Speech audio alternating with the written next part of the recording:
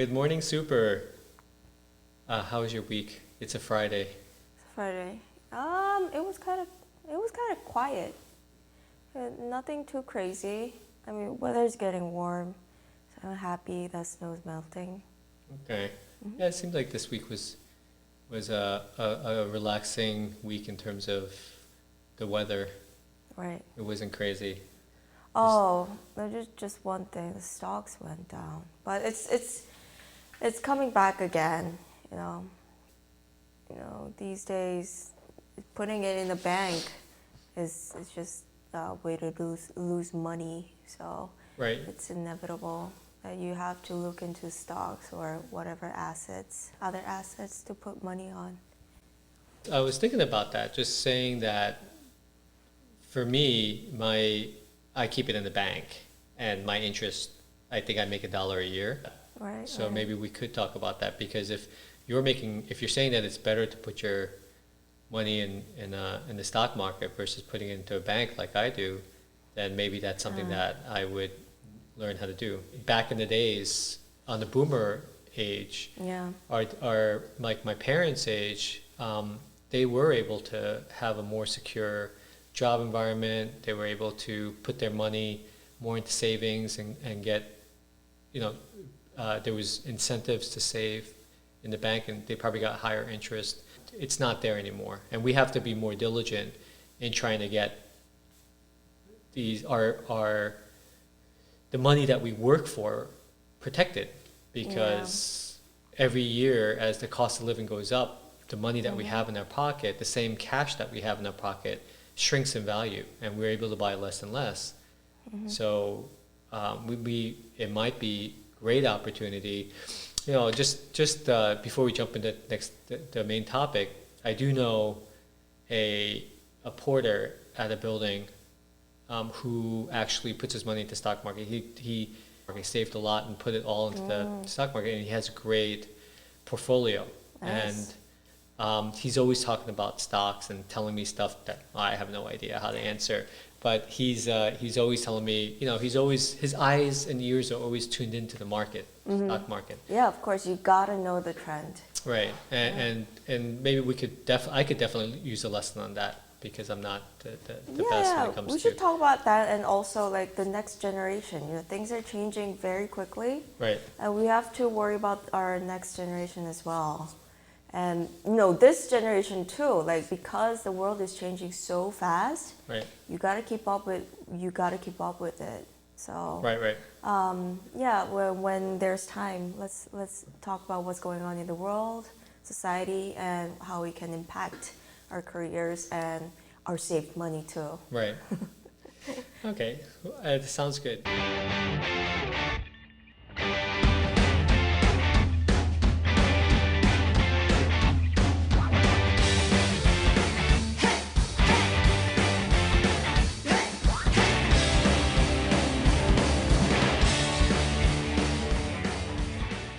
So anyway, good morning.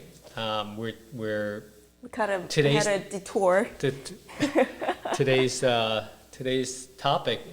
main topic is things not to say during your negotiation Mhm. of let's say your basic weekly rates Is at the this building. is this verbal agreement or like Well, we're what's the not. setting? This is before the agreement, so this is leading up to the agreement. So Okay. there's before, everyone. It would be great if you just have a piece of paper and you bring it up to the owner and he signs it. But there's gonna be a period of time before that agreement comes out, or you guys decide to agree that you're gonna talk about price. You're gonna do a building walkthrough to get a sense of how the building looks. And there are certain things that you shouldn't do, in my experience, when you're during that negotiation phase, because you could lose your leverage, you could lose your chance or opportunity to secure to get to make sure that you're getting the best deal for yourself. At the same time, of course, getting a fair deal for the owner. But remember, the owner as a customer is also going to be looking out for what works for him, and so there's nothing wrong in you looking out for what's best for you. in that setting. So I wanted to talk about how to set up an agreement today, but I remembered that, when you're at, when you're at the agreement stage and everyone's kind of said, okay, this is the scope of work, this is the price, this is what's going to happen if you don't fulfill your duties, this is what happens, when you get to that stage, and it becomes clear, that's a really great stage because you've got the gig, you've got the job, and that you're kind of excited to start on, and that's a great feeling. But we'll get there. I think right now, some of the questions that I've been receiving from I've been getting from our team members really has to do with what happens before that stage when you're meeting the owner for the first time, the building owner or the board member or the building manager for the first time, and you're getting a sense of how you're at the building, you're getting a sense of how the building operates, and you're getting a sense of what the scope of work is. These are things that you shouldn't say during that phase. I call it the pre-agreement phase. I see. So it's like during walkthroughs? Yeah, during walkthroughs or during the phone conversations beforehand or the email correspondence, whichever way you correspond with that. So this is more like how to be kind of professional. Yes. How yes. to behave in a professional manner, right? Right, exactly. And maybe if that's the case, and putting yourself in a value, positioning yourself. Yeah, positioning yourself in the best light possible, in a professional light, because if you are going to command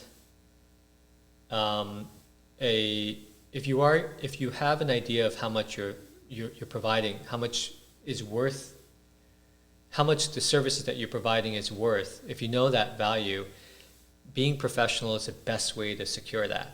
Right. If you end up going there and saying the wrong things and looking unprofessional, sounding unprofessional, there's a chance that they'll say this person's not the right fit. Or they'll say, all right, he may not be worth what his value is. He may be all talk and no walk. And right. So you want to walk the walk, but this is about how to talk the talk too. Yeah, first impressions are really important. Oh, super important. I think a lot of us know how to do the job well. Yeah. But when it comes to talking about it or, connecting with the customer, that's where we fall short a little bit, and it's okay. You only get better through experience. Right. You only get better the more you do it. Yeah. So it's kind of like presenting yourself towards these customers. Right.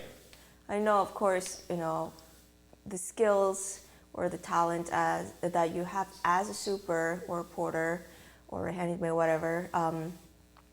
Is very important. What's inside is very important, but still, like how the cover is, like the gift wraps, those are important too. Like if you have two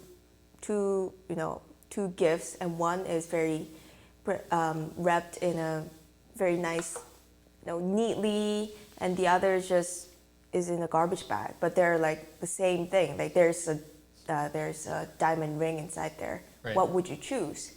Of course, so it's a lot of people might think, oh, you know what, I'm just skilled, my skills will tell. But this is also very important because there are people that don't know what the skills are, ignoring people. But this is also part of being professional, as I think this could be this is very important, whatever career you're in. Right. And I think a lot of us may be listening to this, or when they listen to this, they may say, oh, I can't do that. I can't do that. That makes me too uncomfortable, or that's going to make the customer, the building owner, or the board member, or whoever's interviewing you feel uncomfortable. But what's the worst that can happen? Yeah, and also I feel like I'm lying. Yeah, you could also feel bad. Like, yeah, But it's it's guilt. not lying, you know. No, yeah, a lot of people mistake salesmanship for lying, and I think there's a line which it becomes dishonest. Sure, I can see that, and there's even a thing called puffery where you kind of puff yourself up to look better than you are, um, which actually is okay according to, if I recall, according to s- um, society and the law, but. Uh, in general, I think if you are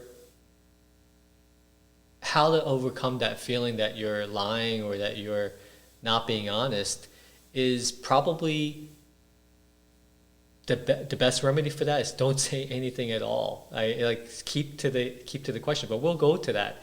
But what's the worst that can happen in this? Let's say you're talking to me. I'm a owner of a building.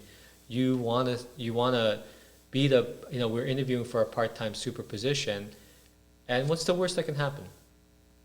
I don't get the job. Yeah, you get a no. I give you a flat out no, and that's the worst that can happen. And guess what? 9 no's lead to that one yes.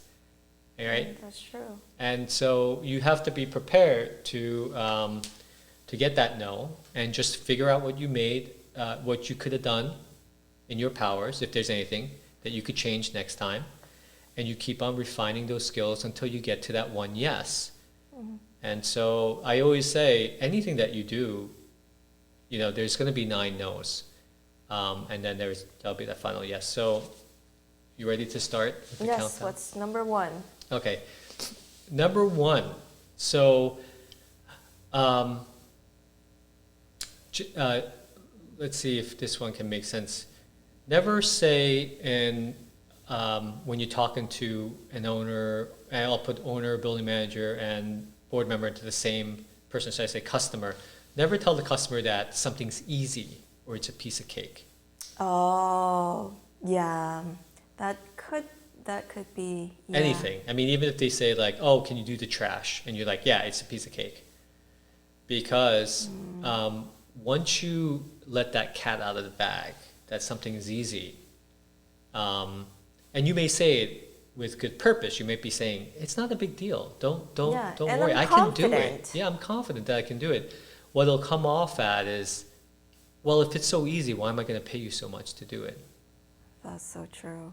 Why am I spending more than, I don't know, what that I have to? And that's a point that I hear time and time again that makes me kind of cringe, because the reason why you know how to do that well, and maybe it's a piece of cake to you, is because you've done it for so long, and you've practiced and you've trained yourself without knowing. Maybe unconsciously you've trained yourself to do it really well, and you've become a pro at it. So it might be simple to you, but there's years of experience behind it. Why downgrade yourself and dismiss all those experiences by saying it's a piece of cake? Right. Right. And that I hear it more actually when it comes to like maintenance repair work, when they say, oh, can you snake this drain? And you say it's a piece of cake. I know what they're trying to say. They're trying to say, yeah, I can do it. I'm experienced in it. I've done it before and I can pull it off. But what it comes out as is, yeah, it's easy. Anyone can do it. So it's a piece of cake can turn to anyone can do it. And so instead of saying that, what can you say? Instead of saying it's a piece of cake or it's easy. I can do it. Or Well, maybe you can say, well, let me think. I mean, you can probably say, yeah, it's something that I can definitely make sure is up to your standards. Or you can say, I can make sure it's up to your standards. I can make, Okay. okay. You could say it's definitely within my experiences, or it's definitely within my skill and capability to do. And it's kind of funny. So one guy, one part-time super said he did it fast, the work, right? Normally it's something that actually like I don't like to do that work. I won't mention the work, but he did it fast. He did it great, perfectly. And then when the customer said, "Oh, that's oh, that was quick. He said, oh, it's a piece of cake. And then when he gave the bill, I think for a couple $100, the guy was like, I'm not paying this. You did it in like 10, you did it in 10 minutes and you said it was a piece of cake. And I remember talking to him and going, maybe there's a better way to say that next time. Right, Because, right. you know, in a way the customer is right? I mean, we're all that way. If something takes quick to do, any one of us is going to be like, why is it that much? So I think what you want to do, what I tell them is you can still do it in 10 minutes, but if they say, oh, that was quick, you can say, Thank can- you? Or no, you could say, yeah, that, you know, I've been doing this for many years and this took a lot of training. You can say,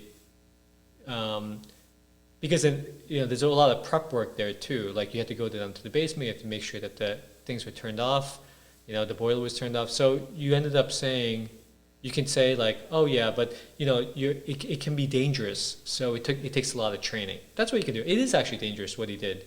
And it's dangerous to the point that you got to be careful. You got to know what you're doing. But it takes 10 minutes. The guy's going to be like, that was easy. And you're like, no, it's not. It's easy because I've done this like 1,000 times. I see. Yeah, because a lot of times our work seems easy.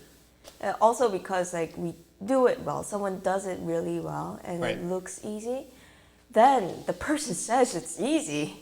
Like, it just kind of downgrades yourself. So it's up to you to protect your value. Yeah. Because just have that assumption, that premise that people don't know about your work, Right. and their first impression of that impression of how well you did it, how fast you did it, just defines how much work you did Right.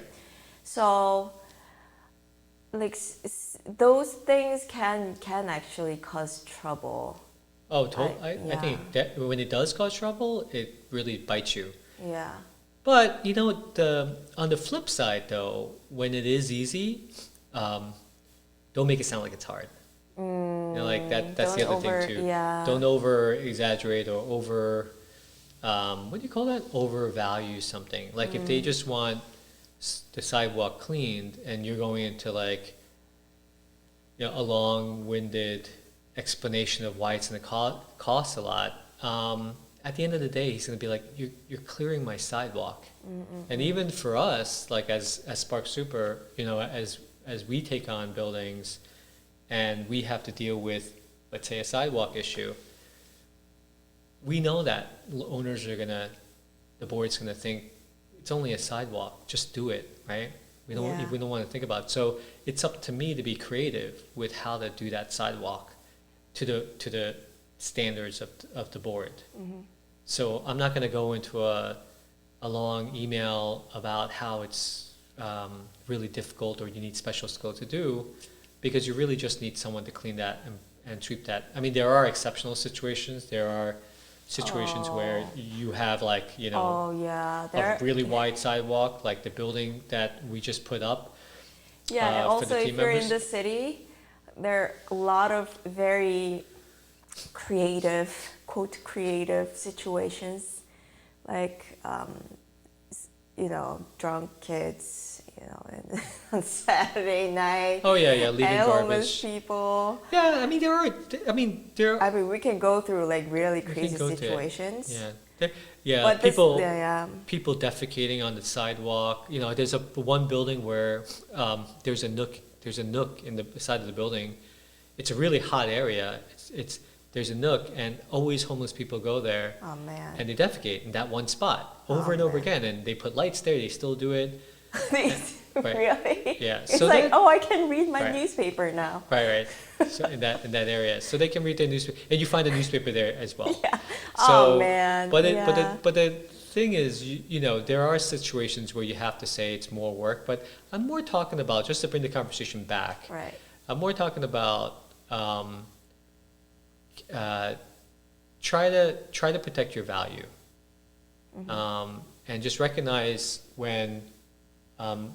Ask yourself whether you know what you know, because it's taken you special experience. Right. right? Okay, so it's a little it's kind of hard. Like when do you say it's kind of difficult? And not difficult. If I say difficult, it's gonna sound like I don't know my things. What are the standards, like criteria, on how to say like these things?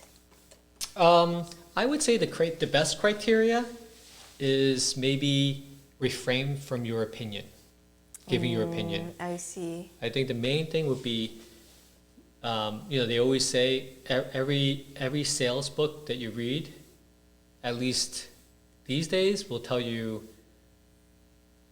instead of talking, listen. Right. Listen to what the customer wants. Listen to the problems that he's having. Listen to the pains that he's going through, and address them.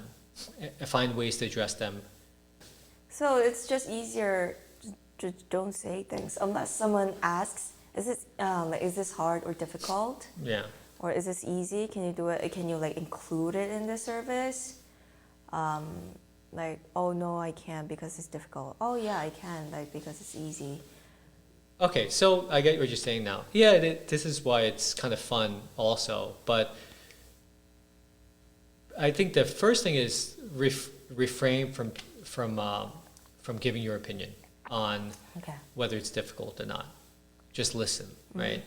If you're forced to answer whether it's difficult, Or if this is additional cost. don't refrain from saying yes or no. So don't be afraid to say, I'll get back to you, or let me see if I can fit this in. That's so true. Let me check with my team members if you're working with 10 members. Or you can always say, even if you don't, this is one area where you may feel a little guilty about saying, but pretend there's another person that you have to talk to, and feel free and feel comfortable, even though you may not feel comfortable because you want to have the right answer every time. Don't be afraid to go back and say, just respond by saying, let me get back to you. Yeah, especially if the other person is leading the conversation. Oh yeah, especially when they're leading the conversation. Yeah, it's like, dominating the conversation. and sometimes I don't understand what they're saying, but I just keep on saying yes because. Ouch! Yeah, that's I've seen that time and time again. That's a cringe. That makes me cringe. It makes me feel bad because it shows how good natured that part-time super is. Yeah. And because all of us are so willing to please the customer that we start to yes our way into the bad contract, a bad agreement. Yeah. And so we can be nice, and we just want to be. I think the bottom line is to be fair, and the only way to fair is to see things clearly. The only way to see things clearly is to step back away from that conversation and think about it. And then you can always come back later and say, oh, about that thing, and always follow up. You would say, oh, about that thing, I have to. Unfortunately, it's a little bit out of our scope, and we have to charge extra for that. Or to say, oh, we can't do that part. Or you can say, there's a host of things, but any response that you give afterwards is better because you've thought about it. Right. Even if you said the right answer at that moment, believe me, if you're in the habit of just answering questions on the spot and making commitments, most of the time you're going to make it bad for yourself. So always be prepared, and you have to psychologically prepare yourself when you go into a meeting to say, let me get back to you. Pause. If they're leading the conversation and they're throwing a lot of things at you, pause. Let me get back to you. I'll get back to you tomorrow about that. And that should be enough. Yeah. So, like, it's nice feeling to be the yes man and the go-to person, like the wizard can take care of all the maintenance problems. So like during that conversation, just like yes and yes and yes, and yeah, I can do it, and I feel like I can do it. Like everything seems so easy, and then like when it comes to the the actual situation is like, oh, I shouldn't have said that. Yeah, I mean, there's a lot of regret. Believe me, there's a lot of regret that's going to come when later on you realize that you left something out or that you miscalculated and you're like, ah, because then that becomes a whole nother set of guilt that will overcome you with And then I have now to go what do I back. do? I have to go back Yeah. and say it, or I have to eat it. And now, like, it takes extra time. It's more frustration. It's My life, even- my quality of life yeah, is lower because of this. And then, so, a lot of things about the whole, a large part of getting this right and to making this the right deal is setting it straight from the beginning. Exactly. And setting it straight from the beginning means taking your time. Don't rush. Even if he says, I got a couple of guys that are lined up to do this, so make a decision now. Hey, if you got a couple people lined up, you're most likely going to be racing to the bottom of that barrel. So really think about whether you want that. Or if he's bluffing, then saying, I'll get back to you is not going to hurt that arrangement. So, yes, the people you meet at the building, the people that are questioning you or interviewing you may be very busy. They may be domineering, but slow things down and don't be afraid to say, I'll get back to you. Let me get back to you. Okay. Okay. The third thing is, I think it might be a hidden thing, but when you end up, there's situations when you come in and you say, someone says, all right, I'll pay you $150 a week or $200 a week, and you're like, all right, that's great, let's do it, and they end up looking at, calculating the price and saying, okay, let's just say if it's $200 a week, I'll pay you $800 a month. And then you say, yeah, that sounds right, 4 weeks in a month. Yeah. And you say, yeah, okay, and you walk away. What's the problem with that deal that you've just said yes to? And this is in violation of rule number 1, which is, let me get back to you. So it said $200 a week. All right, then I'll pay you $800 a month, or I'll cut you a check. And then you're like, yeah, right? Instead of saying, let me get back to you. What's the drawback to that calculation? You just made a calculation blunder. Okay. It seems okay, and like the first second, it seemed okay. Yeah, 4 weeks in a month. I mean, I'll get paid a little later, but I think it's okay. But yeah, it's actually 52 weeks Right. a year.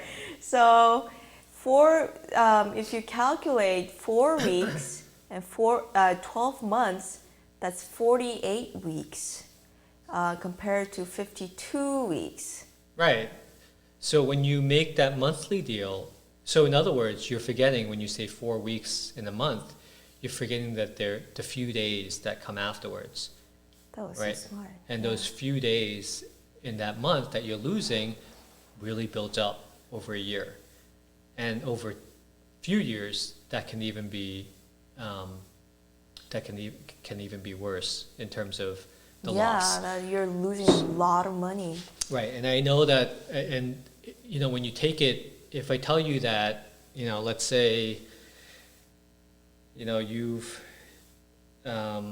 lost, I don't know, because you're doing 7 times 4 weeks is 28, right? And you're losing 3 days out of the roughly an average of 2 days each month, and each month, right? And that's 12, that's 24 days that you've lost at the end of the year. Wow, that's almost a month. Right, right. Wow. So that's almost a month of fees that you've lost. And then of course, after 5 years, that's you've worked pretty much 6 months for free.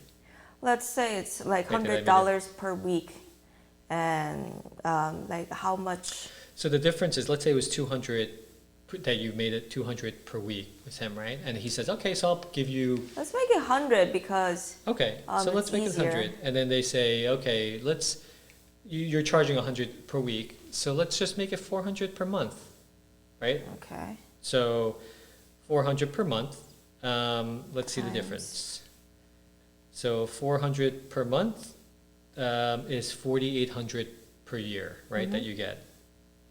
So instead, let's take 100 times 52. So you're losing, which is 5,200, which means you're losing 40, $400, yeah, which sorry. is My brain's not. 4 weeks worth, right? Right, Because it was $100 per week times 4 is 400. So Right. you're giving a month for free. They're getting discount of 1 month. right. That's amazing. They're getting a discount of 1 month.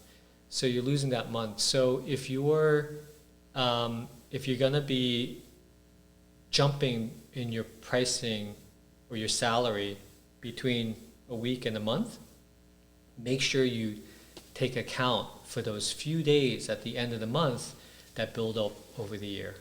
Yeah, and if you really want to be precise, use 365 days. So Yeah, you could, if you want to get down to the day, yeah, 365. yeah. But a rule of thumb is that whenever you hear that someone wants to convert, from one time frame to another time frame, from a week to a year or month or whatever, or day per day, always keep that in mind. Keep that calculation in mind so that you don't lose that money. Okay, I get it now. Okay, so moving on, the next thing is something that I see happen during these building walkthroughs. Don't say anything bad about the property or the building. Keep things positive. Oh yeah, that's a good one. Right. So there's going to be a tendency to maybe see something you don't like at the building, see that things aren't maybe you may not like the color of the building, you may not like how the stoop looks, you may not like something about the building. Don't comment on that, especially if it's negative. I would say keep it neutral, but the problem is that this is their home, most of the time, these people that show you the building or their property or something they care about. And when it's talked about negatively, that just kind of taints the whole conversation. Yeah. And you can't recover from that. What happens is that sometimes when that comes out too early and the environment becomes a little gloomier because something negative has come out, that's the rest of your walkthrough. It's hard to recover from that. Yeah, I think anything that's negative Right. is bad. And that's even if the person that's interviewing you talks negatively about that thing. Or he may even say, oh, this is put together in a crappy way. I would say still keep positive. Keep things light. Keep things positive. And I also add here, sometimes there's another part-time super that's been servicing the building and maybe he's being let go. So the person that's interviewing you will talk badly about the person that's taking care of the building. This, I don't like that. Yeah, like he's this or that. Don't engage in that. And I would say, try to stay clear away from making him look bad as well. Mm-hmm. Oh, he should have done, yeah, he didn't do it. He was, I don't think he was professional or something. Okay. So don't say anything bad about people. That's even worse. Sometimes you're in a building where the super is a relative. The super that's leaving or retiring is a relative of someone that's interviewing you. Oh, and then yeah. you end up saying like something bad, and then next thing you know, like conversation goes sour, and you wonder why. Or like sometimes you see, you turn around and the super's there. Yeah, Oops. uncomfortable, Yeah. awkward, Yeah. awkward situation. Just keep things light and positive. Yeah. I mean, we've all been in those similar awkward situations. Yeah. Meditate before you go into a meeting to stop yourself from sliding back into those moments or causing those moments. Try to keep things positive. There's a lot of reasons for that, and but rather than going into it here, I think just creating a standard is keep things positive. Don't go into anything negative. Sometimes they'll rant and rave about how terrible the previous part-time super was, Right. and so you just want to be able to keep things positive. Yeah. But I have a small question. I want to be seen as a problem solver, and I see all these problems lying around the building. Right. Then how do I say that in a positive way that's already negative? It's like the garbage. Let's say the garbage area is just not organized, and everything's so bad about it, right? Right. And I want to tell the owner that I can fix it, or the owner. It seems like the owner doesn't know what the problem is. That's a big problem. You can get rats, blah blah blah. How do I say those things, bring those subjects in a positive way? That is a great point. Focus on what you would do to improve that situation. Don't focus on what was done wrong. Focus on, okay, well, I would put more lighting here, I would clean this up, I would take this out on a certain day. Rather than saying there are no lights here. Right. Like, why did this person take it out that day? Right. But just gear it towards me that I would do this, I would do that, but don't comment on how it is right now, you're saying. Right. Don't comment on what caused that. Like it was caused because someone else did this or someone didn't do that. Focus on what you would do too. And a lot of customers want that proactivity. A lot of us don't want to be reminded of the problems. That's true. We just want to know what the solution is. We just want to know, what are you going to do to solve this? And that's where you want to focus. That's where you can really take the conversation in a positive mood and really appear to the customer as a problem solver versus a complainer. Right. And that's important. Like, don't be a complainer, be a problem solver. Right. So I think you kind of have to, I think this all takes practice. Just try to say a negative sentence in a positive way. You feel like, well, that's gonna, yeah. But is that too hard? Yeah, that's a little difficult. But we understand what you're trying to say. Right. Turn everything positive and find a way to turn it positive, especially for your customer, because they usually don't want to be. They're looking to you as a problem solver, and problem solving is a moment to make people happy. Yeah, because you want to make them see the solution versus see the problem again and again and again. Right. So I'm not saying you have to turn it into something good. A pile of garbage is not good. But say it in a different way where I can take this. I think there could be less garbage or more organization, something like that. Right. Compared to saying this is just not organized, it's a mess. Right. I would say, just focus on action, what you would do. Okay. You're a professional, so you're brought on to solve a problem and for action. So moving on, I would say, this is something that I see that I see why it's said, and there's a line at which it could make sense, but in general, I kind of stay away from this, which is don't start recommending work for something that they haven't asked for, or something that is outside your immediate scope of work.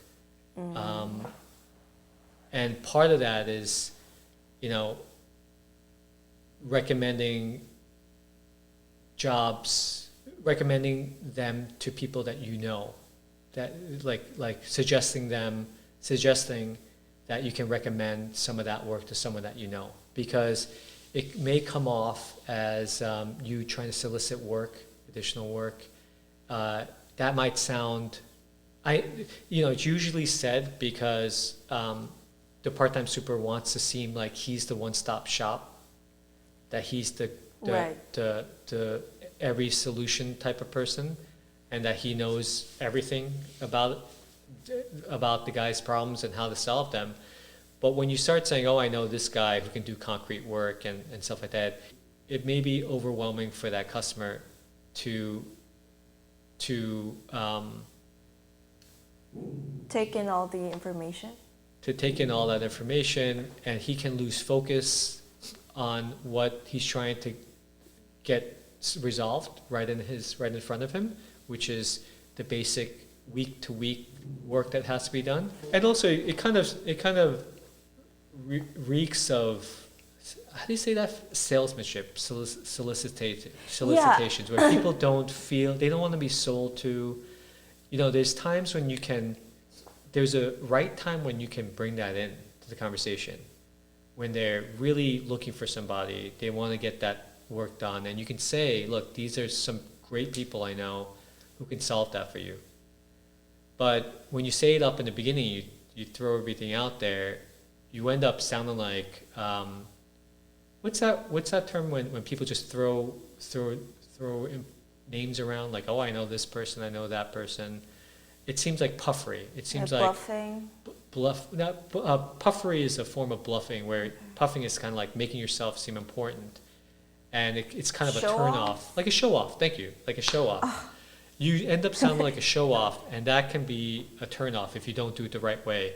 There's ways to do it right. There's ways to introduce the fact that you have a circle of great people that you work with, a great team. But if you do it wrong, it can actually end up you can look like a show off. Right. And that's a turn off to a lot of customers who don't want to be showing up.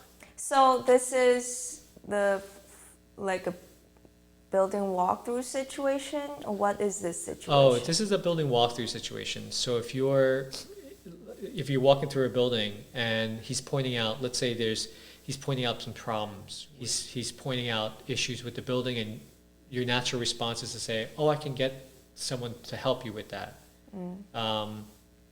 You can either say, oh, I can do it, but sometimes this is requiring a outside vendor, a licensed professional. And let's say you say, oh, I know this person. Oh, I know that person to do it. And if you go, there's right ways to say that. Right. But if you end up, really filling up that conversation, that meeting with those types of remark, you can cloud the focus of that meeting, which is to get that agreement for that regular tasks that happen week to week, and you can end up looking like a show off. Yeah. Oh, I know this great plumber. He's a friend of mine. Right. And he went to this. He works at this building, that building. He fixed this. Yeah. We can trust this guy. And then the meeting becomes like his interview, Yeah. plumber's interview. And also it can seem like you're, the worst of human nature can kind of come out when you say that, and you can end up thinking, oh, he's going to bring his friends in to do all the work and get a kickback or something like that. Right. It can be negative when it's completely innocent, right? But yeah. But why would you bring that in? What you could say as an alternative is to say, when it comes time that you need that, let me know. I can probably get you some good referrals. So simple. Simple. Just one sentence and Right. move on. Right. These are kind of hard, difficult, because you have to refrain yourself from saying things where I just want to be seen as a good person, and I think I'm a good person. I want to give some advice, on certain things, like how I can do really well in the building too. So, and I think this is the most difficult part of this, being professional, especially during the walkthrough, the first impressions, what not to say, what you can say, but actually you don't have an answer because all situations are different, people are kind of different.